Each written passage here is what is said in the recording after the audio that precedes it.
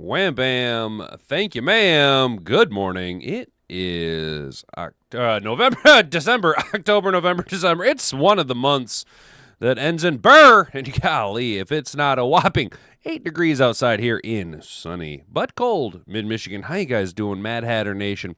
Welcome back. We're just finalizing some stuff over here. I was farting around listening to the Bloodhound Gang, Foxtrot Uniform, Charlie Tango, or Kilo. And it is Monday, and you guys know we're a little off with the Lions having this little built-in mini bye after starting the week off with a big W. Starting the week off with a big old W against the Dallas Cowboys, and then things kind of went our way. We had to kind of sit back and really wait and see. I absolutely hate it. We are not in control of our own destiny. We just kind of had to sit around and wait and see how things would shake out. And, well, it really sucked watching that America's Game of the Week of the Packers and the Chicago Frauds. Boy, they really hyped that up, but, I couldn't just root for the giant meteor. I looked at all forecasts, and it wasn't coming, so I had to pick a team. And it felt good to watch Ben Johnson lose, I'm not going to lie. It felt good to watch Ben Johnson lose, and Caleb Williams is supposed to be the greatest thing on planet Earth. He's QB1. He's supposed to be the face of the NFL. I thought Giggle Williams was supposed to be super fucking man. What happened there? Huh? Oh, Ben Johnson's so good. Oh, Ben Johnson's so good. Oh, Caleb Williams. Oh, Giggle. Giggle Williams and Ben Johnson. So good. They're so fresh and so face. The fresh new face of the NFL. Ooh, Ben Johnson. Ben Johnson. Did you not learn from Kirk Cousins that when you act a fool and you've got suburban soccer dad build, probably not a good idea to be taking your shirt off and having a viral clip, because next step, it's probably a ruptured Achilles. But the Bears ended up stumbling to the Packers, and it sucked. I couldn't actively root for the Packers. That's gross. But I did find myself rooting against the Bears. So, things go away, things don't go away. It either goes or she don't go. It's the way of the road, bud. But we do have NFL Week 14 winners and losers. Packers, Steelers shake up the playoff picture. A little bit of a longer read here from Judy Batista to start our day off. And then, of course, well, with the big loss against the Texans yesterday, the Chiefs are... The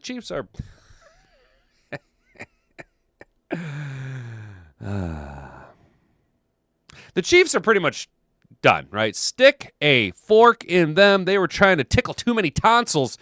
An old prime rib Andy Reid there. Well, he's a little bit overdone. Patrick Mahomes makes curious Travis Kelce comments with Chiefs season on the brink. Look, if they're not going to be the chosen one, the anointed one, the holier than thou, the face of the NFL, Patrick Mahomes. He's so good. He's so good when the stripes are on his side. He's so good when New York's making calls to Kansas City to overturn touchdowns. He's so good when we put our hand on the scale and tip it in his favor. Patrick Mahomes so good that when we take even one finger of our hand, boop, one finger. This was a one-finger trial year. Expect next year.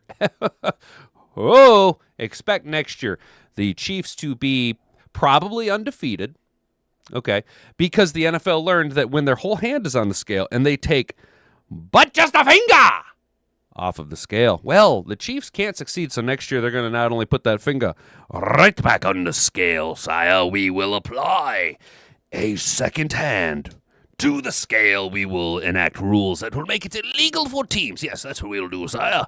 We will make it illegal for teams to even field a defense against the Kansas City Chiefs. That's right, yes. We will make it so they can only play 8-man defenses against the Kansas City Chiefs. Yes, because you see, Patrick Mahomes must be the greatest thing. He must challenge. We have to do everything in our power next year, sire, to have a Chiefs Bears Super Bowl so that we can rake in all of the money by the quarterbacks that we tell people you will like these two men. These are the only two that you can pick between, and you must choose. Yes, we can only have two teams, Team Red or Team Blue. Yes, there cannot be any deviation from the candidates. I'm sorry, the people that we put out before you, the predetermined selection party that will ultimately benefit us at the top. Ha ha ha! And we're over here like, yeah, I don't know, honk honk. I don't know, man. I think my team might have a fighter's chance. Honk honk. Look at me with my big floppy red shoes, dude. So the NFL, since the Chiefs can't be them this year, well, there's it's not good product, sir. It's just not good product, sir. It's been stepped on too many times. Well, we better keep them in the headlines some way, somehow. And Patrick Mahomes,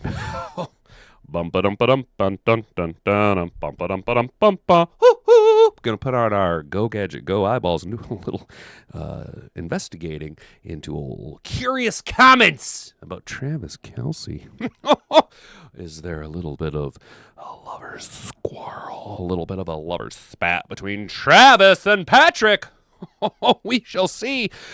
I'm going to be honest, guys. I've already pre-read it. It is a bunch of smoke. See, what they do is since the Chiefs can't be in the dance, well, they got to keep that name on everybody in the forefront of everybody's mind. The Chiefs, this is just a one-off here. We got to keep people talking about them before we put both of our hands and maybe even a foot on the scale to make sure that Patrick Mahomes, Patrick Mahomes, make sure that he's back on top. So we got to keep him in the front of everybody's mind. So, Sire, we shall bring out the fan. Bring the fan, bring the smoke, and start blowing smoke directly into the anal cavity of the fans. Blow the smoke directly into it and tell them, oh, there's trouble in paradise. It's a whole lot of nothing. But we're going to go ahead and peruse through it at some point anyway for you guys, and then we're going to get into what everyone's really here to talk about, the actual news of the situation. NFC playoff picture. Detroit Lions inch closer to the postseason, and sometimes it's that 6 inches in front of your face. Guys, an inch could be in a mile when we're talking a playoff run, and we got one big step forward with a W Thursday against the Dallas Cowladies. Now, some things went our way, some things didn't go our way. We could have really used Atlanta to figure it out and put some points on the board and maybe beat the Seattle Seabags, but that was all. That was a big ask. Look at the NFC playoff picture after Week 14 and where the Detroit Lions stand in the playoff hunt. And then, guys, we will end the day talking about old Brian Branch. That's right, confirmation.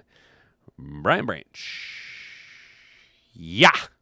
We all know it. We've seen the news, but there it is. Lion safety has torn Achilles.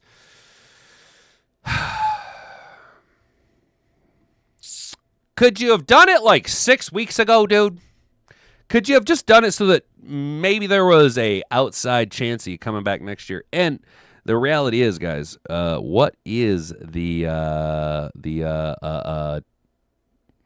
road to recovery? Is there a world where an Achilles injury doesn't completely derail his career?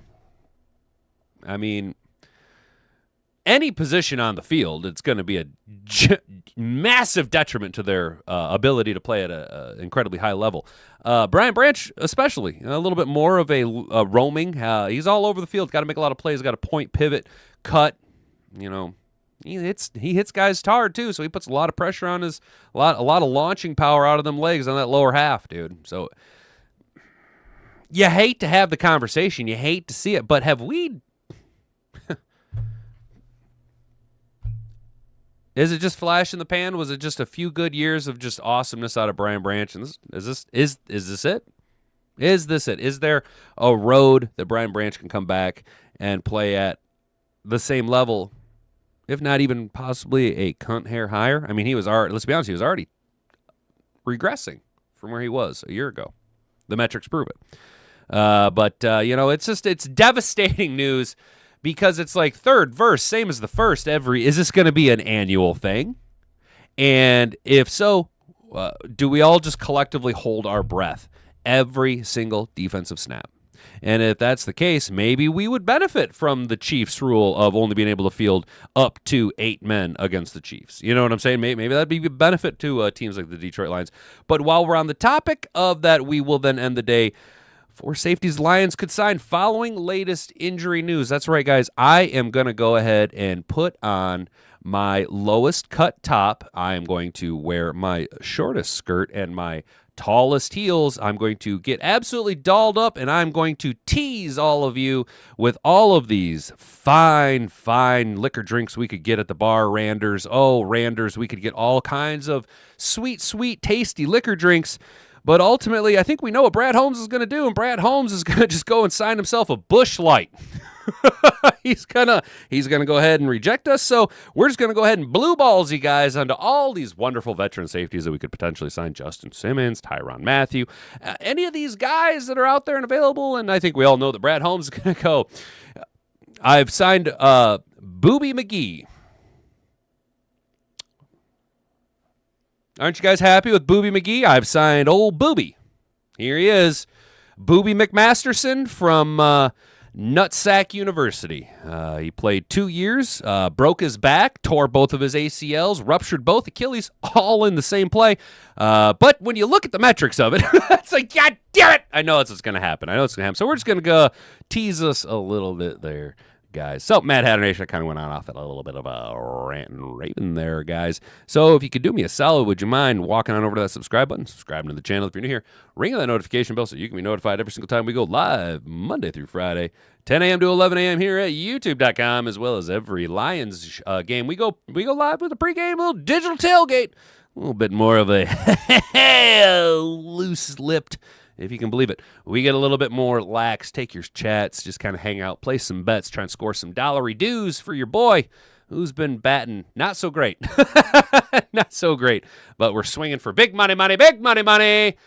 Daddy wants to buy himself a house someday, but that's never going to happen.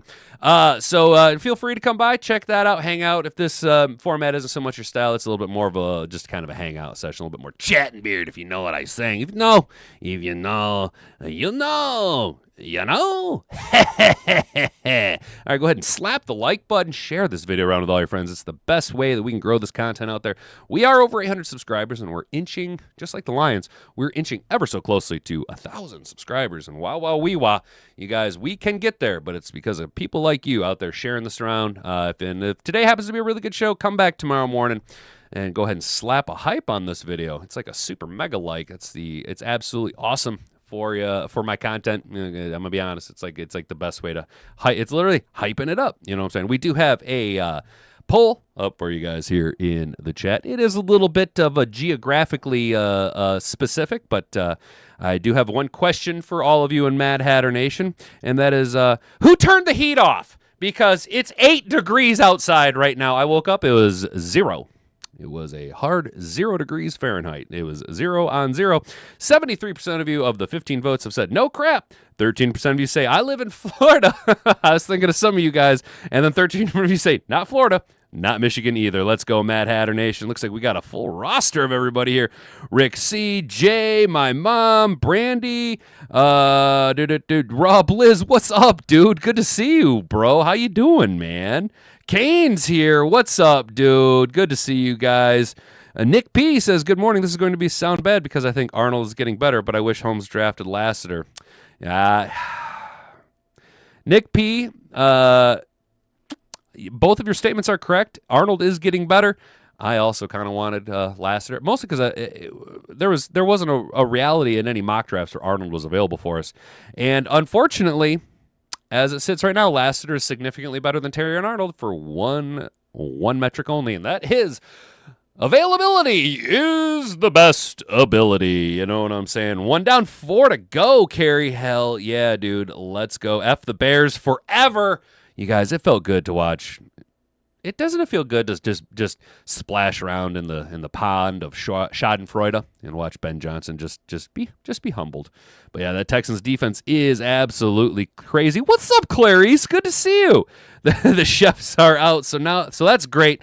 I love not hearing about Swift all the season. Me too, Clarice. I was very glad that the chefs have gotten the old Budarooski. You know what I mean? I don't have to worry about the evil empire. We have defeated the evil empire, but we must be vigilant because we never know when they might arise again. You know what I'm saying? We'll even see Caleb by the last game. Ooh, Carrie, I don't know, man. You know, that's a good question because he was under fire by that Packers defense kind of all night. But if you listen to, who is it, Tom Brady, and who's the other guy, Kevin Burkhardt? Is that the guy that's opposite Tom Brady? Oh, Caleb Williams is the greatest escape artist in the history of all sports ever. I've never seen a better quarterback maneuver around in the pocket. Oh, my gosh. Caleb Williams is so good. Oh, my God. Look at the way he slices bread. I've never seen a human being slice bread so. Have you seen the way that Caleb Williams puts his pants on? Have you seen the way he takes a shit? Oh, my God. He's single-handedly reinventing how to be a human. It's amazing. It's great. It's glorious. It's absolutely beautiful. And guys like Jalen Hurts and old scary Sparkle Spice Lamar Jackson should be pissed. They should be pissed. Because they're no longer the anointed ones. And, let us all worship the ground that Caleb Giggle Williams walks upon. QB1, oh, he's so good. Look at the way he blinks. Oh, my God, the way Caleb. I have never seen a human being blink as immaculate as Caleb Williams does. Oh, just Caleb Williams blinks, but Caleb Williams blinks so good, he makes Patrick Mahomes look like a Down syndrome person blinking. Yep. Patrick Mahomes is dog water. Caleb Williams is the greatest thing ever. Just ask all the commentators. Just ask the national media. Just ask the NFL. All right? Just ask the NFL. Caleb Williams. Oh, so good. He's so amazing. He's so amazing. He single-handedly reinvented taking a dump. Can you believe that? Oh, my goodness gracious me. And we watched it yesterday afternoon. 55 in California. Derek, how are you surviving, dude? I bet you guys got like hoodies and long pants on. You know what I'm saying? Yeah, all three teams do have tough schedules. Our coworkers here in Green Bay aren't hooting and hollering after their win yesterday. Admittedly, it was a fun game to watch, you know, and I needed a couple more things to go my way to have. I hit on 7 of 11 legs. So fucking pissed, dude. I was so pissed, dude. Branch looking 9 to 12 months, so it's closer to 9 months. You are looking at September return. Thank you, Nick. I appreciate that, dude. I have no idea. Do you guys feel like the Achilles injuries are kind of a new thing? You know what I'm saying? It kind of feels like not a new thing, but it didn't seem like such a common occurrence. Maybe it's all the plastic in people's joints and stuff. Come on, 1K subs. Thank you, Brandy. I really appreciate the super chat. Thank you so much. That's absolutely awesome. And while we're on the topic of super chats, guys, before we get into the show, we'll get in the show right after this. I do want to say shout out between the little bit of winnings that we had and all of the super chats that you guys were able to donate to the cause. We donated over $500, and so not only did we donate over $500 cash to the food bank, that is a 2-to-1 match. So Meyer is matching $2 to every one that we donate. Okay. We then were able to buy $60 in presents as well for the Giving Tree for families in the area. And this year it's families in the area whose parents, for children whose parents are either deceased or are incarcerated. So Hat and Boobs and I got a little heavy-handed with the Giving Tree and bought a shitload of stuff for the kids there. So I do want to say thank you to everyone who donated, who helped shout this out, who helped us grow. Everything, every comment, every like, everything led to us being able to do this massive donation. And I want to say shout out to each and every one of you. It was absolutely awesome. Thank you so much for all you guys. You know what I'm saying? Brown, Branch, Hutch, St. Brown all have the same mentality, have to be a burning desire to play. And that, you know, Carrie, I think that's where we're at is, what's up, Mr. Detroit City? Slept with the windows open. You dick, dude. We got plastic up over the windows, bro. Carrie, I think you're right. I that's what I think the big X factor is in Brian Branch's recovery is it's that mentality of them Brad Holmes players, dude. You know, I think I'd like to think that he can do it. Achilles is cool. I like Hercules also. Yeah, you know. So when I was a kid, people, you know, what did you guys play with a lot? And people always ask me, hat.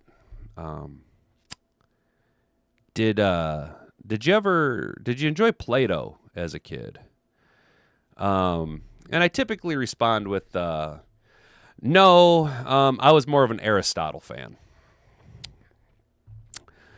Second final throw of a game winner just fall short again for Da Bears. Hell yeah, dude. That makes me wish I could tell you the story with these boys. Dude, Rick, I know, bro.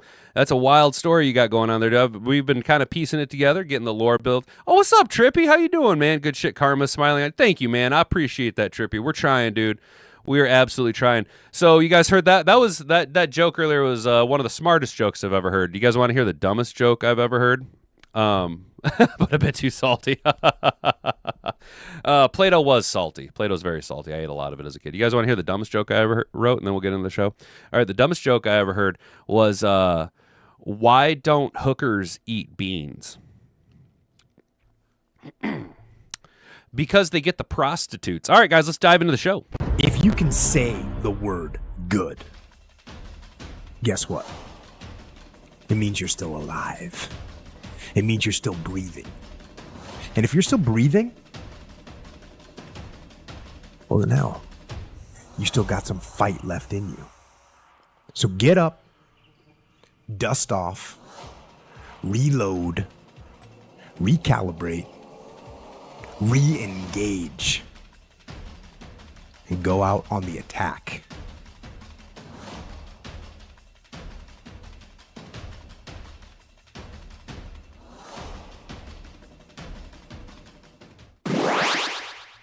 All right, guys. Sorry.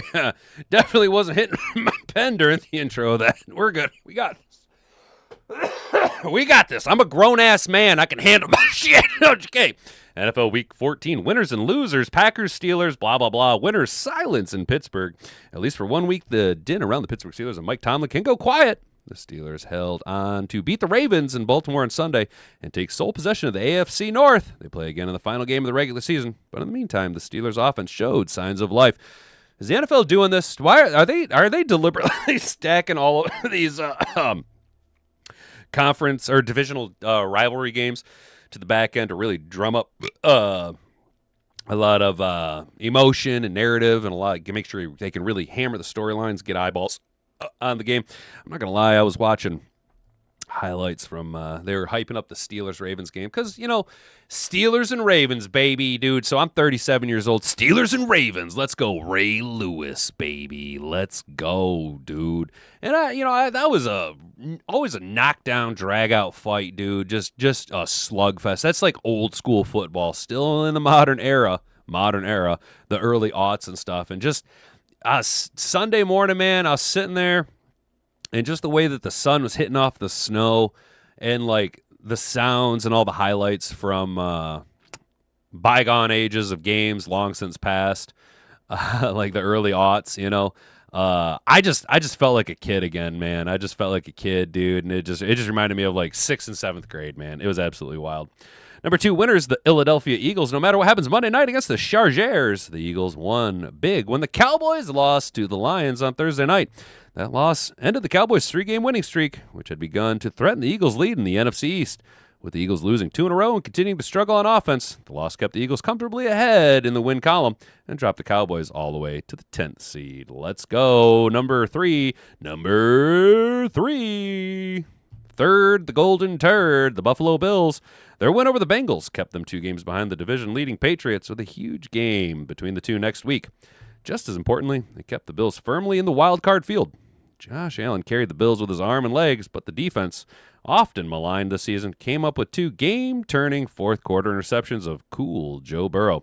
That propelled the Bills' come-from-behind victory. The Bills have been up and down this season, But this game makes a spot in the playoffs much more likely and also provided viewers with a thrilling game in the snow. It doesn't get much better than that for the Bills or football fans. And yes, that was it's a beautiful day for football. Speaking of that, I don't know, man. That's just something that they open up all the Spartans games with. And, okay, not over the years, kind of gotten away from Spartan athletics, MSU athletics, because the whole Larry Nassar thing. And like the mentality of Mel Tucker, didn't like let's be honest, the DEI hire of Mel Tucker. Okay. The guy that they hired after him wasn't too wild about that. Guys, y'all, look who MSU've hired as their new football coach. Oh, I was so happy, dude. Head coach. Boom. Sorry, I can't type. Yeah, baby! Bringing Big Ten football back to Michigan State. Pat Fitzgerald, baby. Let's go, dude. MSU hired Pat Fitzgerald as their head football coach. Dude, yeah, baby. I can't wait for Michigan State to have a really good team every 5 years when their seniors are at the top of their game. Yo, I really like Pat Fitzgerald at Northwestern, both as a player and a coach, dude. I think that's so awesome that MSU hired. Like, what weird NCAA simulation world am I living in that Pat Fitzgerald is now the head coach of the Michigan State Spartans, dude? Like, what world am I living in, dude? Excuse me. But Pat Fitzgerald, a community-focused guy, dude, like, oh, it's so awesome. So awesome. Sorry, that totally just, the snowy game there just made me think of, like, it's a beautiful day for football. It totally got me off the rails. Just so you guys are aware, we might go a little late today. I don't have to work. Las Vegas Raiders not because I got the day off, but for you Catholics out there, correct me if I'm wrong. Okay, I know that today is a holy day of obligation. Hat and Boobs and I are going to Mass tonight because I wanted to go with her, and I'm pretty sure that today is the Feast of the Immaculate Conception, I think, right?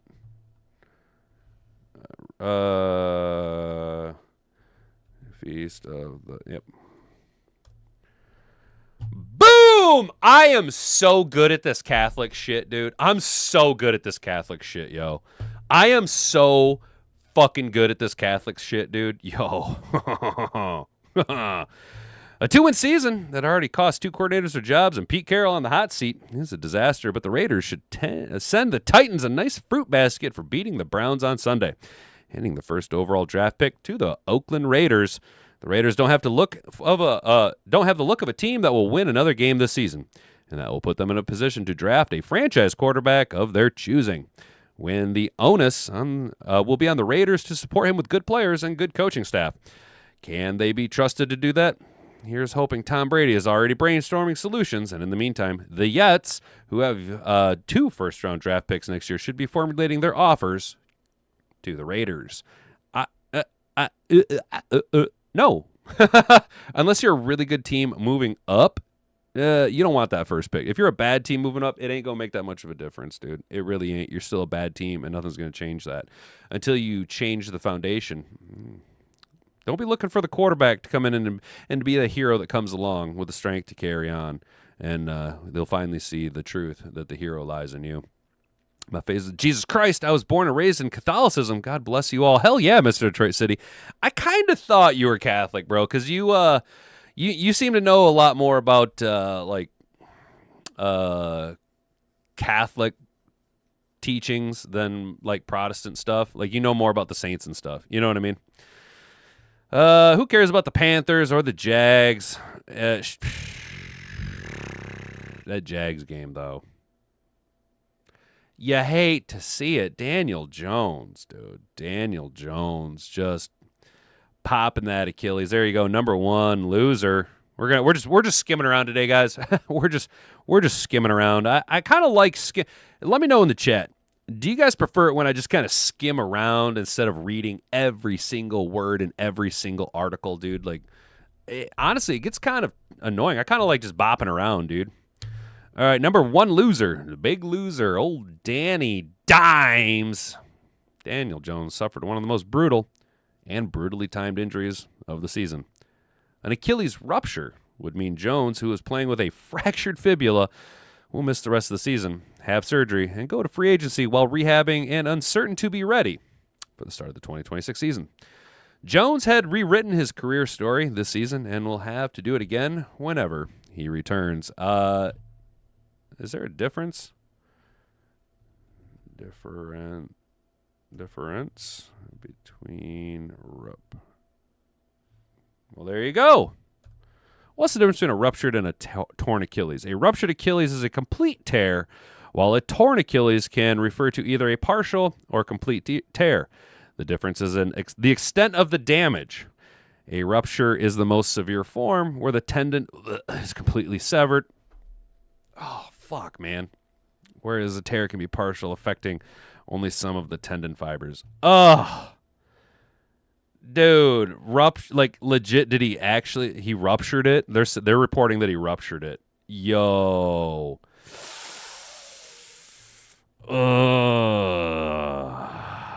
Often used to describe a complete tear, though the terms are frequently used interchangeably. Popping, swelling, and inability to bear weight or walk properly. Most severe type of Achilles injury. Damn, dude. Yo, does Danny Dimes pack it in? And while Danny Dimes is considering pack it in, does he make the call to Jaden Daniels? Because clearly the commies are trying to RG3 him. Yo. A complete full thickness tear where the tendon is... Terrible. Oh, I have repaired a few ruptures before. Fun stuff. Oh, Nick, are you a doctor, bro? Damn, dude. Bro, what the hell are you doing watching my content? Back to Danny Food Stamp. You know, dude, and like the bitch of it is yesterday, yeah, it's a rupture, Rick. It's a rupture. Yesterday I was thinking like, you know, good on Danny Dimes, dude. What is with this, like, first of all, what is with these guys that are almost 5 years delayed in their stardom? You know, see Sam Darnold, Baker Mayfield, Danny Dimes, Mac Jones, you know. What is with these guys in it not working out for so long and then suddenly it working out? But also, what is with these guys not being ready right out of college? What is with the college systems that isn't transitioning properly to the NFL game? Is it simply a scheme and just the college game, or is it something to do with, I don't know, the mentality of these kids coming in playing quarterback? You know what I'm saying? It's just a thought exercise I had. And then of course Danny Dimes, and I watched that play. Oh, it just, there's just certain injuries, non-contact injuries are always like, they're always the worst medically, 9 times out of 10, right? But it's always just like the worst to see, because typically they're not trying to make a play and the player just goes down. Like they just go to the ground and they know that it's over. Like they know that it's done. You know what I'm saying? They're just like not, they know. They know the system is like critical systems failure. You know what I'm saying? They know how the rehab goes. They know that, you know, until what Deuce McAllister and Adrian Peterson did it back in the mid-aughts. Dude, an ACL injury, MCL, you were done. You were done, right?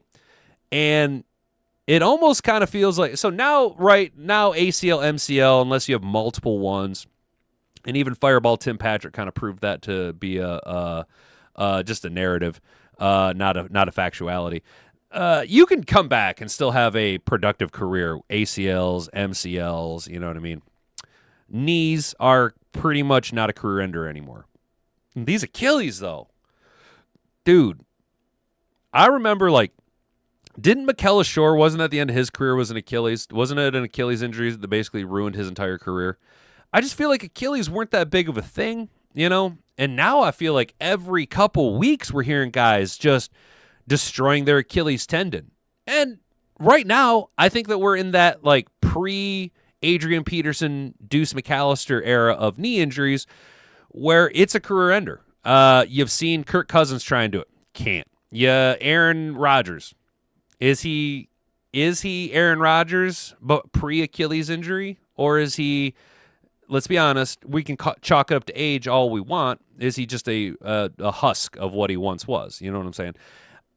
And who's gonna be that guy that is going to be the Adrian Peterson, Deuce McAllister? You know what I'm saying? And come back from this career-ending knee injury or career-ending injury and change the narrative around it. Is it going to be Danny Dimes? Is his mental fortitude already there? You've seen what he's been able to do with his career, right? That takes a certain amount of mental fortitude. Is it Brian Branch? Does Brian Branch go out there and break the narrative? If it were between the two, we're looking at it right now. Branch is a tear, a rupture. Man, oh man, oh man. The nature of that position, any position really in the NFL, is going to put a tremendous amount of pressure on that Achilles. But throwing, pivoting, turning, the different angles you got to put your foot in to try and throw on platform, off platform. I mean, if I were just chalking it up right now, and I hope Danny Dimes isn't watching this because I'm going to be an asshole. I think it's time to pack it in, bud. Look, you were on the cusp of having a Sam Darnold, Baker Mayfield type turnaround, right? Danny Dimes was going to get paid. He was probably going to get paid by a team to go, Oakland, Miami, the Jets, right? Here he is, this Sam Darnold-like player, right? The Jets probably not because he'd already spent time in New York, but on the other side of the conference or the NFL. He's probably looking at a relatively good generational wealth payout. And now it all got taken away. No fault of his own. And that sucks. Had it been just a mild tear, we could be looking at a career resurgence with the then caveat of also dealt with a Achilles tear, still was able to come back. Could have, if then grandma wagon our way all the way around. The end result is ruptured Achilles. Yeah, wow. That absolutely sucks for Daniel Jones. And I'm not even a Daniel Jones guy. I've never been a Daniel Jones guy. I thought Daniel Jones looked like Eli Manning's retarded little brother, And that's saying a lot because Eli Manning looked like Peyton Manning's retarded little brother. Which, he kind of is. Though I will admit, did you guys see the Manning cast I think it was last week, where Eli had in the background a drawing of him and Peyton's forehead was like this fucking big. It was hilarious. I'll give Eli Manning credit. He seems like a funny motherfucker. Both of the Manning boys, well, I mean, I don't know, you never see much of Cooper, but both of them too, right? The two QB boys, they seem like some fun dudes, guys. So let's go ahead and bail on the winners and losers. Real quick, we'll just poke around at it. The NFL's trying to keep the Chiefs relevant by keeping them in the news because Patrick Mahomes said one thing. He said, every season I've had with him these last few years, I've tried to cherish because you never know. He's got himself in great shape this year, and he's played great football. He'll have the option to do whatever he wants after this season. Yes, that is a very controversial take, but I know one thing. He'll give everything he has throughout the rest of the season and try to give us a chance to make a playoff run. We know the chances are getting lower and lower, but I know the guys on this team are going to give it everything they have, or every opportunity they get. I don't think this is quite as controversial as they're trying to make it out to be because Travis Kelce is 36 years old, but he has put together 60 catches for 727 yards and 5 touchdowns. Yeah, that's pretty productive for a tight end. Totally attainable to get the 1,000-yard receiving mark. I mean, he could go 100 catches, 1,000 yards at age 36. That's still pretty productive. I don't like Travis Kelce, and I think this is a whole lot of nothing of the media trying to keep the Chiefs relevant. Every season I've had with him, I've tried to cherish because Mahomes knows that he's an older player, significantly older than him. And he also knows the talent level, so he's trying to enjoy the time that he has with them. He's not saying, well, I'm pretty sure he's going to retire. I think we're making a whole lot of nothing, or a whole lot of something out of nothing, just trying to pile them mountains into molehills. Damn, look at Sydney Sweeney's tits right there. Not too wild about Sydney Sweeney, but I do like her titties. Those are some nice titties. So let's take a look at the NFC playoff picture. Actually, let's walk through Mad Hatter Nation. How we doing? Sorry, guys. I hope you don't feel like I'm ignoring y'all. Not NFL ready with the narrative. Was the narrative with Goff? Rick, ain't that correct, dude? Ain't that correct? I'm a surgeon. I'm off today. 3-year-old. Oh, 3-year-old has neuro. I thought. Damn, Nick, bro, this is what I'm saying. Why are you watching my channel, dude? If I'm like, I am a surgeon. I am off today. I have 3-year-old neurovirus. I'm like, how do you have 3-year-old neurovirus? Because I can't read because I'm an idiot. Your content is enjoyable, plus the conservative side is another. Oh, right on, dude. All right, cool, man. I didn't know that I was that heavy-handed with my conservatism.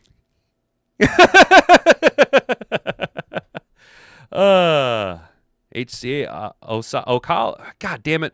Mr. Tracy, I always fuck up. It's Osala, right? Not worried about BB32. Tyrann Mathieu went through multiple bad injuries, and he has a great career. Violent player also. Put an asterisk on that man right there, because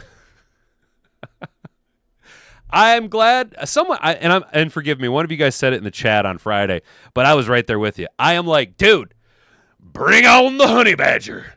Bring him on! Let's go! I know he retired, but he has expressed interest in returning to play. Damn, dude, I'm not going to lie. Nick, that's wild, bro. That's absolutely wild. I appreciate that, man. I appreciate that. That's wild as hell. It does sound like Branch has a grade 3 Achilles tear rupture. So, Nick, I'm just going to assume that a grade 3 is that like the worst? I'm going to assume that grade 3 is bad, is very, very bad. Very, very bad. Damn it.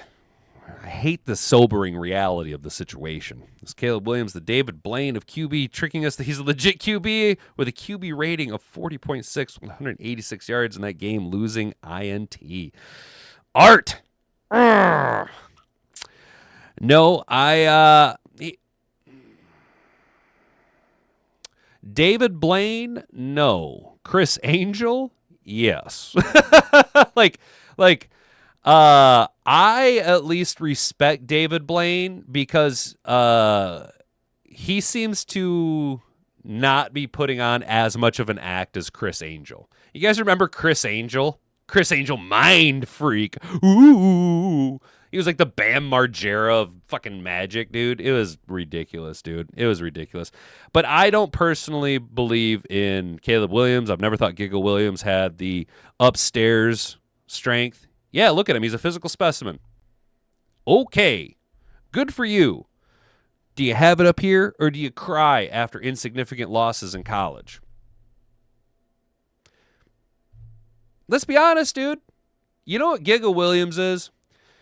Giga Williams is Shedeur Sanders' mind put into a slightly larger version of Patrick Mahomes' body. Am I wrong?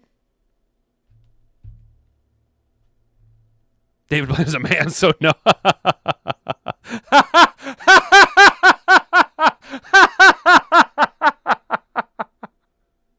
Damn, Mr. Detroit City. Oh, grade 3 is the complete tear, huh? Yeah. Good. You have the opportunity to get better. Got rolled up, got injured. Good. As bad as it gets, unfortunately, I figured, dude. He will be fine. He's younger and plays a part in the outcome of a patient. Aaron Rodgers recovered from... Okay, so Rodgers had a rupture as well. Hey, okay, Nick. He wears nail polish. You can't lead a football team with nail polish on. Derek, right? Dude, exactly. Damn. All right, so youth is a bit... And that's the other thing I was wondering is like... you like that analogy? You like that? Giga Williams is Shedeur Sanders' brain put in a larger body of Patrick Mahomes. You know?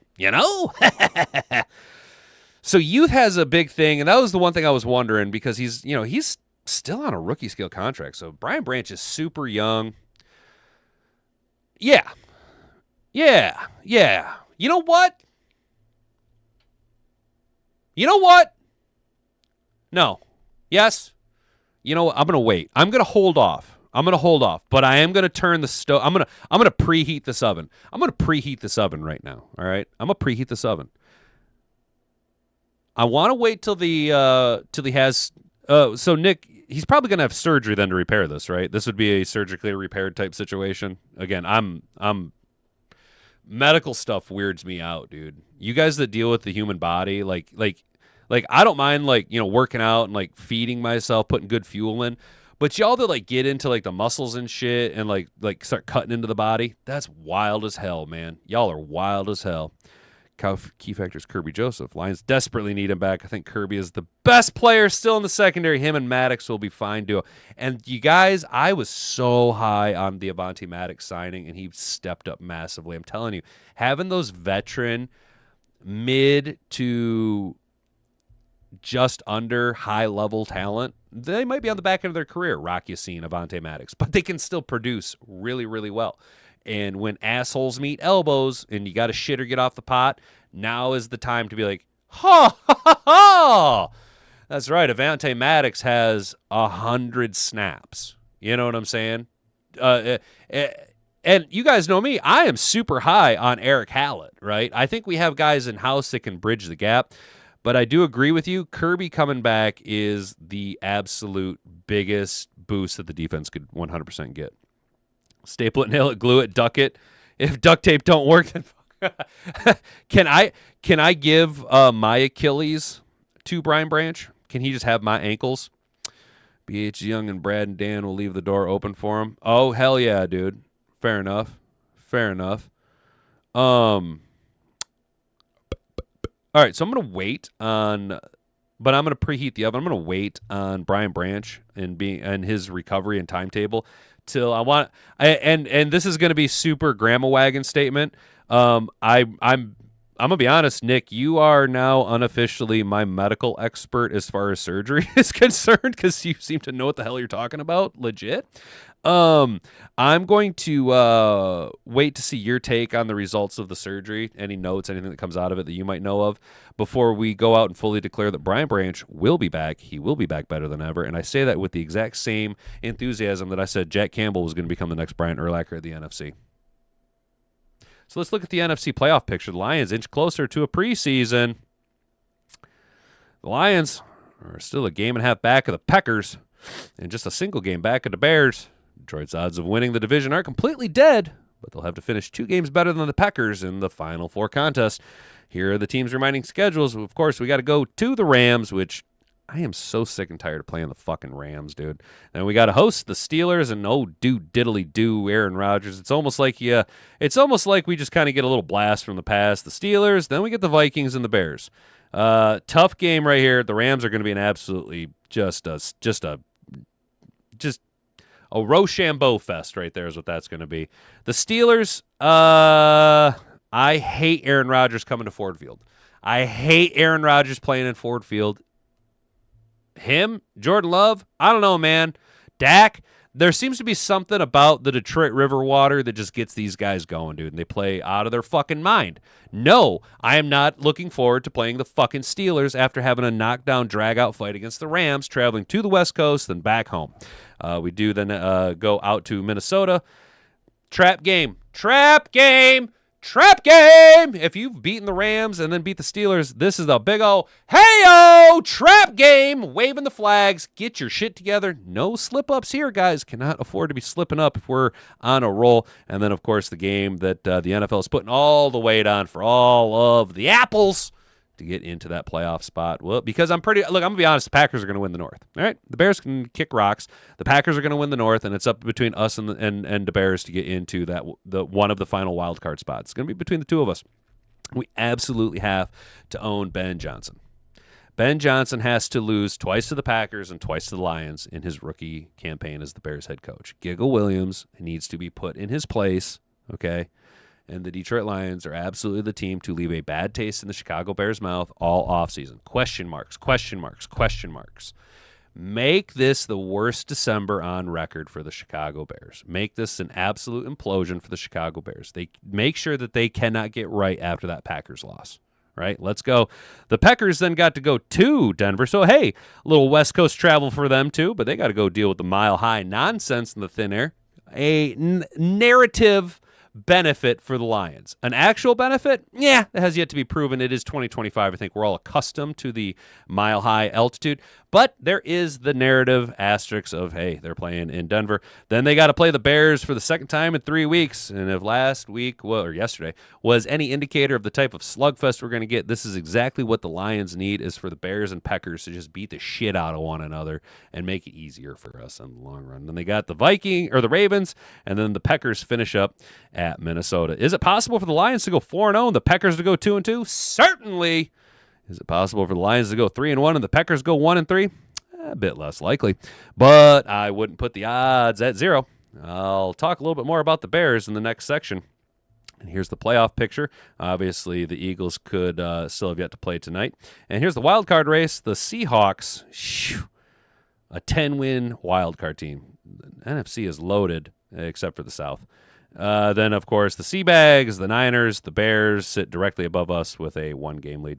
The Lions didn't get much help from anyone else. The Seahawks and Rams continue to win, which is will make it tough for the Lions to catch either. Detroit's trails both by 2 with 4 games remaining. Of course, Detroit's bout with the Rams this upcoming week will give them a chance to cut into that with a statement win. Instead, it looks like the Bears remain Detroit's best shot to jump into the playoff spot. Chicago went all the way from the 1 seed to the 7 seed with a loss on Sunday, and now the Lions hold their own destiny again. By winning out, the Lions would guarantee a jump of Chicago, because that would involve a win over the Bears, bringing 2 teams with even with 5 losses. Is this theoretical running up the table? The Lions would have a series sweep of the Bears, giving them a tiebreaker that would push them ahead. Detroit could very well go 3-1 and still catch Chicago, because their next 3 games are the Browns, the Packers, and the Niners. Oof, oof, oof, oof, oof, oof. Wouldn't it be awesome if the Bears dropped it to the Browns? Oh, dude.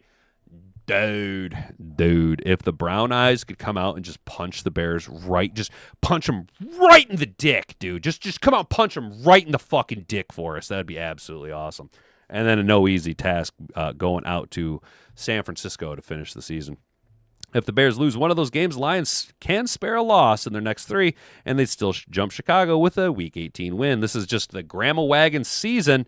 The other 2 teams to watch are the 49ers, who remain just a game ahead of Detroit. Here's a look at San Francisco's remaining schedule. Do not care. With 2 tough matchups there, San Francisco is catchable, but there is one complication. The Niners have a fantastic conference record of 8-2. Detroit sits at only 5-4.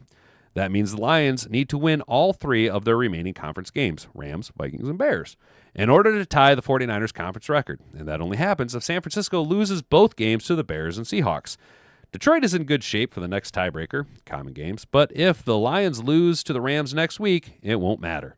The 49ers will have clinched the tiebreaker over Detroit. So in that scenario, the Lions will have to finish with a better record than the 49ers. In other words, just keep rooting against the Bears.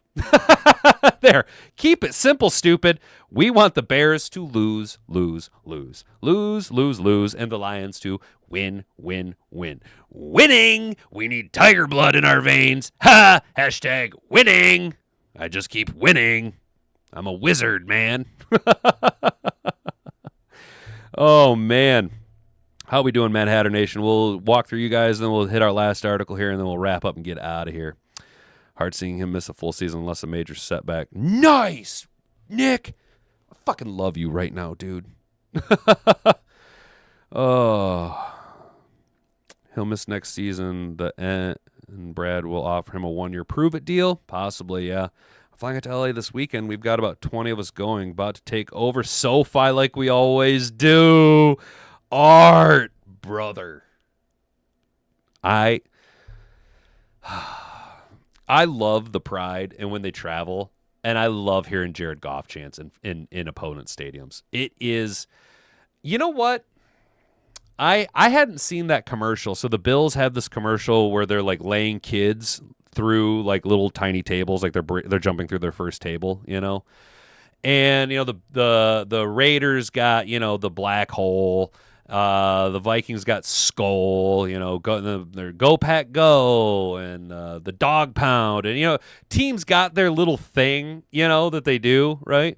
And I said to Hat and Boobs, I was like, man, one of the downsides to have been being so bad for so long is that other than wearing a turkey hat on Thanksgiving, do the Lions have like a traditional thing that they do? And I figured it out. Art. And it starts with Brad Holmes. It starts with Dan Campbell. It starts with our mentality. It starts with the decades of frustration and anger and just, for lack of a better term, bitterness, right? Our thing is going to other teams' stadiums and getting chants going. I think that's the Lions' thing. I think our thing is actually invading opponents' stadiums and getting our own players' chants going inside their own stadium. How unbelievably awesome and disrespectful is that, dude? And we do it everywhere. You know what I'm saying, bro? Oh, man, that's awesome, dude. That's awesome. I heard SoFi's sweet, though, too, dude. I heard that's an awesome stadium. They'll get reinforcements for Branch because his time frame is long. Hopefully, miss the full season unless a major setback. All right, Rick. I'm hoping. Rick, our in-house medical expert, dude. I'm a start calling you. Was it Dr. Steve from Normal World back when that show was on? We have 0 trap games. They know what's at stake. Oh, all right, Art. I like that. Lions are currently +5 at LA. No shit. Still gotta face Shanahan too. Yeah, dude. Caleb and Ben strike me as the kind who want a bad taste in their mouths. 100%, Mr. Detroit City. If Detroit wins out, I think they win the North because if Green Bay falls in Denver, then do they run the table at Chicago? That's possible, dude. Honestly, Nick, as much as I'd like to see a 3-peat North Division championship, let's focus on just getting in the dance, right? We're just going to have to lock in and be like, look, let's zero in on the target that is closest to us, right? Yes, we can look ahead and start to go, okay, we can still win the North. But let's look at the big picture right in front. Let's focus one game at a time and focalize on just getting into the playoffs. You know what I'm saying? A North championship would be awesome. 3-peats would be great. I'd hate to see it go to the Packers. If then, Grandma Wagon. I'm mostly focused because I'm thinking it was like I was saying. You know, all season long we've been clamoring for Monty. We want Monty. We want Monty. Right? You guys see me constantly. Monty, Monty, Monty, Monty, Monty, Monty. I said it early on, and I'm saying it now. I think now you're going to see the uptick in Monty usage because now teams are getting tired. We're on the back end. We're in the home stretch. Now is when you got to put up or shut up. And, well, would you look at that? Oh, would you look at that? Not only do we have the most electrifying player in the NFL in Jahmyr Gibbs as our starting running back, but steamrolling right behind him with an uptick in usage, hopefully over the next couple weeks, is Knuckles himself, and you are already tired. He's fresh. He's fresh. He's ready to go, and you're already tired heading into the game. And now you got to deal with a pissed off, angry David Montgomery who's going to go, you know what, fuck it, I'm just going to shoulder the load and carry us into the playoffs my damn self. You know what I'm saying? And that's the mentality of the second string guy? Yeah, you're fucked. F-U-C-T fucked. Monty, let's go. Monty wagon all the way to the playoffs. No pack, no, exactly. Derek, you're going to be at SoFi too? Dude, that's awesome, you guys. Don't catch me in California, no matter how cool a stadium is. I'm right there with you, Mr. Detroit City. No cheddar, no toilet seats, no Vi Queens. I like Vi Queens. Oh, Carrie, I like that. Vi Queens. Why didn't I think of that, dude? I like that. Vi Queens. I like that. That would be awesome. What's up, Mom? How you doing? Browns couldn't stop the useless Titans. I know, Mr. Detroit City. I know, and that's why I don't want to put too much hope on them beating the Bears. But, like, I mean, we got to, right? Like, I got to root for the Browns. The Bears got to lose, man. The Bears have got to lose. Boy, look at this. We go from one Dan Campbell, Camera 1, Camera 2. Campbell 1, Campbell 2. And what's even funnier is that Wayne's last name was Campbell. Oh, my God. It's all 6 degrees of Kevin Bacon, baby. Let's go. Sorry, I got wrapped up into a Wayne's World reference there, y'all. Big Wayne's World fan. Loved that movie growing up. I watched that movie so many fucking times growing up, dude. My mom knows. My mom knows for sure. We had that on VHS. I watched that shit all the time. So, boys and girls, BB's done for the year. Period, point blank. We're going to do more than shit in one hand and wish in the other. We're going to wish in one hand and go, this is what we hope, and then we're going to put reality in the other hand and go, Brian Branch will be back by next year. Brian Branch will be back. He'll be better than ever. And I'm going to sound like Morning Joe there on CNN. He's going to be the best version of Biden ever. You know, true and honest shot at a pressure. True and honest shot at a pressure. That is what Brian Branch's Achilles heel is, or his Achilles tendon is going to be under all offseason and into next year, is true and honest shot at a pressure. You know, for now, we're going to call lid on it, and we're going to, damn, I am just crushing it with these references. Hopefully, you know, in the next couple weeks, Brian Branch can be on a bike. Hopefully he doesn't fall over, and he's probably going to be eating a lot of ice cream, you know, while he rehabs. I don't know why I'm making Brian Branch out to be Joe Biden, but it is what it is. So let's take a look at these. Let's just you know, goon a little bit here to the idea of all these players that are available. Give ourselves some big throbbing blue balls, because the reality is Brian Branch is out, and there's these veteran safeties that are available. And I think if we know Brad Holmes and the moves that he likes to make, none of these guys will be in-house. If they are, they will be worked out, and then we will sign Scoots McToots from Northern Iowa Junior College Technical Institute interim flag football team. You know what I'm saying? Like that's who they'll find. What was it? Hang on, this is, I can't help myself. Wait, so all BB's autographed merch has been, wait for it, auto pen? Dude, when I seen auto pen, I was like, I know this has got to be a good one. This is a 1-year run for Green Bay. You see how many free agents they have next offseason with $21 million? Yes. Actually, Nick P. Damn, Nick, I like you, man. I'm glad you are here now, bro, because, yes, I was a little bit poking ahead. Okay. You guys know me. I like the offseason. I like drafting. I like free agents, dude. And I was kind of looking ahead a little bit, getting a little bit out over my skis, and I noticed that too. Now, I am of the belief that the salary cap is only as real as you make it. You can look at it as a bar graph, or you can view it as a three-dimensional table, and you can take the graphs, collapse them down, and then sprawl them out over the table through back-end incentivizing, front-loaded contracts, that type of stuff. So you can, if you see Brian Branch walking towards a bike, no. Where was it?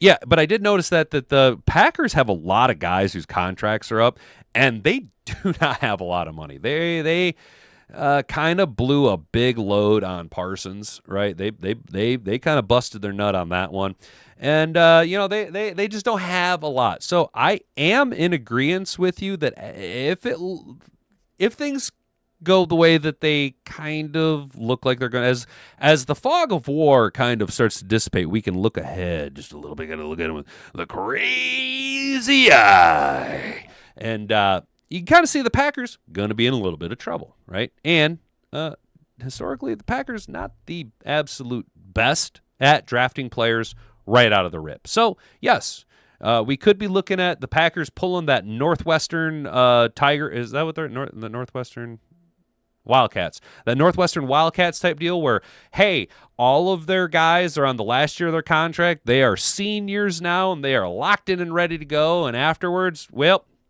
they're out. You know what I'm saying? I did notice that, dude. I did notice that, and we can hope. I just would really prefer not to see the Packers. Yes, I would love for us to win the North, but again, I need to refocus back on what's in front of us and take it as game by game, realizing that the division is a little bit harder to obtain than just a playoff berth. But here's so excuse me, sorry about that, fellas. I got a little frog in my throat there. For safeties, the Lions could sign following latest injury. I am so over the injuries. This is from our boy Christian Boer. Hell yeah, Christian Boo over at SI.com. The Detroit Lions' depth at safety has taken a big hit over the last several games, with both starters currently sidelined due to injuries. Kirby Joseph, that's right, he's been out since week 6 with a knee injury. Things turned worse on Thursday when Thomas Harper suffered a concussion and Brian Branch tore his Achilles, which will keep him out for the remainder of the year. I will admit, I thought Thomas Harper was playing progressively better. No, he's not Kirby Joseph, but personally, and correct me if you guys if I'm seeing it wrong. No, he's not perfect, and no, he's not an all-pro, but Thomas Harper was playing progressively better game to game to game. There were some bigger glaring deficiencies early on, and not so much now. I'd rather Avonte Maddox, though. I would rather lean on the proven asset of the veteran, just coming off a Super Bowl victory with the Philadelphia Eagles, right? We're getting into the meat and potatoes of the NFC. He's played all of his career against these teams, you know. I think Avonte Maddox is the position that you lean on as your immediate reserve safety. That's not taking anything away from Thomas Harper. That is just, at this point in the season, there is no room for error. And I would rather lean on the guy who is clearly able to read what the Cowboys were doing, who is clearly a step ahead diagnosing the play than Thomas Harper was. And that could be, as I said last week, Avonte Maddox exposure and years of playing against them because he played for Philadelphia for so long, or that could just be the veteran step ahead, the ability to diagnose plays, a cunt hair. And when you pile up all those cunt hairs, you're a full bush ahead of the other guy. You know what I'm saying? Currently, Avonte Maddox and Daniel Thomas would be in line to start Week 15. Shout out Daniel Thomas coming back from IR, though more of a special teams guy. I do like what Sometimes, Dorsey, Daniel Thomas, Nowinski, Vaki, Grant Stewart. Jeez, did I just list half of our special teams players? You see these guys just burning rubber and just getting downfield, making great special teams plays. And we do have some very good special teams players when they're on. There was a couple weeks there where Dave Phipp was letting up some big returns that we couldn't necessarily get away with all season long, but that's turned around, and you've seen guys really start to elevate. And I think Daniel Thomas has been one of those guys who has made a significant step forward for our special teams unit. There have been rumblings that Kirby Joseph could return in the coming weeks, but the team needs a boost with its depth. While they could look internally and evaluate either Eric Hallett, Lawrence Strickland, or Ian Kennelly, there are intriguing veteran options available in the free agent market. Here are 4 free agents the Lions could sign to account for the season-ending injury to their Pro Bowl safety. Number 1, that's right, you know him, you love him. And I just, when I see Brian Branch play, he just reminds me of Tyrann Mathieu, right? I thought Tyrann Mathieu coming out of college was electrifying. I was sold on that guy watching his college tape in the draft process. I liked what I seen. He is like a compact linebacker out there. It was beautiful. It reminded me of Bob Sanders, you know, and career kind of following that same trajectory. A little bit of dinged up here, dinged up there. And he currently is a retired NFL player. Currently, Mathieu is retired from football. He announced his decision to step away prior to training camp, but recently teased a desire to come back during an interview with Kay Adams. While Mathieu discussed a potential return for a team like the Houston Texans, the chance to play for the Lions and contribute for a contender in the NFC would allow him to chase a championship as well. And with the need for depth, he could get on the field relatively quickly. Mathieu needs little introduction as a player. He's a 3-time All-Pro with 36 career interceptions. He recorded 3 interceptions and 62 total tackles last year, the year before he retired, with the Saints, which shows that he still has plenty left in the tank, especially on the back end of a season. He'd also come to Detroit fresh in this hypothetical situation, as he hasn't played this season. Just kind of what we were talking about with David Montgomery.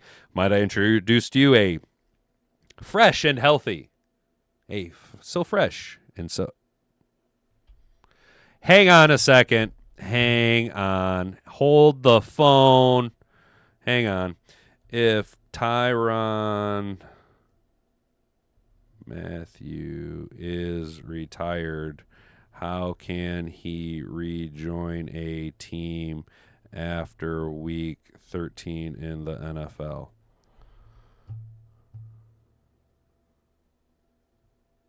Retired and he was taking time off. He'd need to be reinstated to the league and signed with the team, but since he was still under contract with the Saints, the Saints hold his rights. They'd likely have to negotiate a release for them, or they'd have to trade him before another team could sign him, even in December after week 13. The key is resolving the same. Okay. Well, then how come Ragnow had to come back? How come Ragnow had to come back by week 13? But I don't understand. Do you guys have any clarification on this?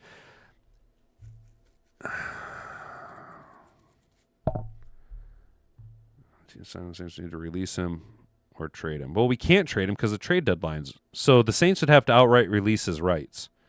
Retirement and didn't formally void his contract with the Saints. He's technically still a player. If released, he'd like to go through waivers. Might not be claimed, allowing him to become a free agent. The NFL would need to formally reinstate him from retirement. He has indicated that he'd only return to the NFL if a Super Bowl contender with a defense like the Texans or Chiefs. The Week 13 teams are desperate. Veteran hope playoff push. Right situation more likely. Contract hurdle. The Saints is the first step. Retirement was one of his own terms. The NFL status is tied to the Saints until they release from his contract, allowing him to then pursue a championship run with another team. Well, then I just don't understand. How come Frank Ragnow had to be back by the Wednesday prior to the Thanksgiving Day game? But Tyrann Mathieu can still be retired, but still I guess I'm confused. I guess I'm just confused. Do you guys understand any of that? If the Lions bring in a bigger acquisition, I think they'd be Von Bell. He's familiar with Dan, and I think they stay with Maddox unless Honey Badger contacts you. That is 100%, dude.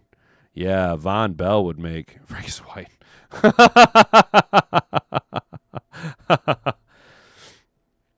All right, the other guy, and we've talked about him a little bit before, both in the offseason and now, Justin Simmons, formerly a Pro Bowl safety with the Broncos. Simmons played in 24 with the Falcons. In his prime, he was a turnover machine in the back half of the Broncos secondary with 6 interceptions in 22 and at least 2 in every season of his career. A 2-time Pro Bowl selection and a 4-time second-team All-Pro, the 32-year-old has been out of the league for the entire season. However, he has expressed some interest in signing with the team down the stretch, and the opportunity to play for a contending team like Detroit could be enticing. Even if Simmons isn't his peak self, his instincts and ability to find and take the ball away would be a nice addition for the Lions amidst the injuries. Damontae Kazee, most recently the Cleveland Browns early in 2025. Kazee is a free agent. He's played for 4 teams since entering the league in 2017, including a 7-interception season with the Falcons in his second year. At his best, Kazee is an active participant as a run defender with 4 seasons of over 50 tackles. He has also shown some instincts with 17 career interceptions, most recently with one last year suiting up for the Pittsburgh Steelers. Like Simmons, the opportunity to get snaps with the contender could be something he's searching for. The Lions situation would just be that for him. Marcus Williams, this is another name we've seen circulating around in the offseason of a possible depth piece the Lions could bring in. Marcus Williams is a player who Dan Campbell has some familiarity with, as he was drafted by the Saints and played 5 seasons for the organization, including 4 with Campbell on the coaching staff. He has not appeared in a game this season, as he is currently on the Los Angeles practice squad. Detroit has been active in poaching players off opposing practice squads over the last 2 years, and Williams could be the latest. In 8 NFL seasons, Williams has started 102 games with 333 career solo tackles, 56 passes defended, and 20 career interceptions. He had spent the last 3 years in Baltimore, but appears in just 5 games last season. And I'm going to go ahead and just do a little bit of internet sleuthing.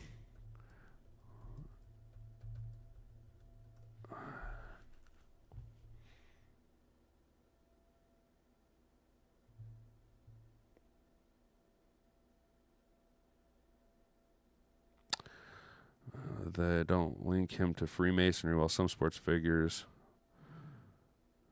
No reliable. All right, so the reason that I was Googling is Brad Holmes a Freemason is because if Marcus Williams, so my grandma wagon thought here is Brad Holmes will sign Marcus Williams because he has 333 career tackles, 33 1/3 degrees. If you know, you know. Oh, guys. All right. So what do you think? I personally would like Justin Simmons. Me too. You can tell show both safeties high with Simmons and Joseph, mirror routes, and get takeaways. I like the idea of both Simmons. If we were to have to pick between these guys right here, I'm going to go Matthew 1, Simmons 2, Williams 3, and Kazi 4. I'm really not that interested in DeMonte Kazi. I am interested in the Honey Badger, 150%. I want the Honey Badger. But just behind him, I would love Justin Simmons. I think those are probably the two best veteran guys. They've been in the mix before. They understand what's at stake here. Marcus Williams has familiarity with Dan Campbell. Not as good, though. Already on a practice squad. I would lean heavily. Knowing how Brad Holmes kind of works his magic. None of these guys are going to get signed. Okay, it's not going to be any of these guys. I've told you it's going to be. He's going to get a bologna sandwich, and he's going to be like, but it comes with cheese, and that's going to be his big selling point. But it comes with cheese, Though, if I knew that it was down to these four guys, if Brad Holmes was like, this is my list of four guys, who do you think I'm going to sign? It's going to be Marcus Williams, a practice squad player, right? Or is it Kazi that's on the practice squad? Williams is on Los Angeles Chargers practice squad. There's our guy, right there. If I was a betting man, I'd say Marcus Williams is our guy, simply because he's already on a practice squad, still active, familiarity with Dan Campbell. Simmons and Matthew, better players than Marcus Williams. One guy's in football shape, though, guaranteed. The other two guys, we don't know. And how long would it take them to get up to game speed? You know what I'm saying? If I were a betting man, I'd put my money between these four guys on Marcus Williams being the all-around safest bet. But personally, I want Matthew, Simmons, then Williams in that order. You know what I'm saying? All right, guys. How'd the poll finish off today? 72% of you say no crap. Who turned off the heat out there? 11% of you say I live in Florida, and 17% of you say not Florida. Not Michigan either. I envy you. It is gotten up to really? It's got up to 4 degrees. Awesome. Possum, knees on bees, and pajamas on cats. So today, guys, we poked around at some of the Week 14 winners and losers, got a little bit off on a tangent about Achilles ruptures and tears, and bailed on that article after a little bit, but shout out Judy Batista. We then looked at we sniffed the smoke that the major media outlets are trying to drum up storylines around drama in Kansas City. Ooh, who's tickling whose tonsils? Nobody cares. Everyone is sick of the Chiefs. We're sick of the evil empire. Do it. We're sick of you, Frogman. We're sick of it. We then looked at the NFC playoff picture, and the long and short is, go Lions, fuck the Bears. Let's go. Absolutely. Brian Branch, we then talked about his injury, the importance of the rehab, his youth, his surgery, what kind of outcome we can expect. Shout out Nick P in the chat with a nice little insider information. Being a surgeon himself, he knows a little bit more than the common man would. I appreciate the inside information, brother. Thank you so much for all that you do. And then we looked at 4 potential veteran safeties the Lions could consider kicking the tires on. We just wrapped that up, so we're not going to go over it too heavily in detail. So, guys, if you haven't already, would you kindly subscribe to the channel? Ring that notification bell. You can be notified when we go live Monday through Friday, 10 a.m. to 11 a.m., as well as our pregame Detroit Lions digital tailgate show. Like the video on your way out the door. Share this around with all of your friends. If you think about it later on, come on back here to the channel. Drop a hype on this video. It's the best way to grow this stuff. Get it out there. We're getting ever so close to that elusive 1,000 subscriber mark, and we are very close to the 4,000 hours of watch time. So monetization is on the horizon. Full monetization, you guys. Absolutely awesome. No, thank you, Nick. Actually, like, legit. You are welcome, Nick, but dude, like, thank you. I have this theory that if you get over about 15 people in a live chat, that there is enough life experience between those 15 people that you can answer or at least get in the right direction of an answer for most questions. So shout you out, dude. Thank you for your information, helping us helping educate us, dude. Legit. Who knew that this channel was going to turn into an educational channel?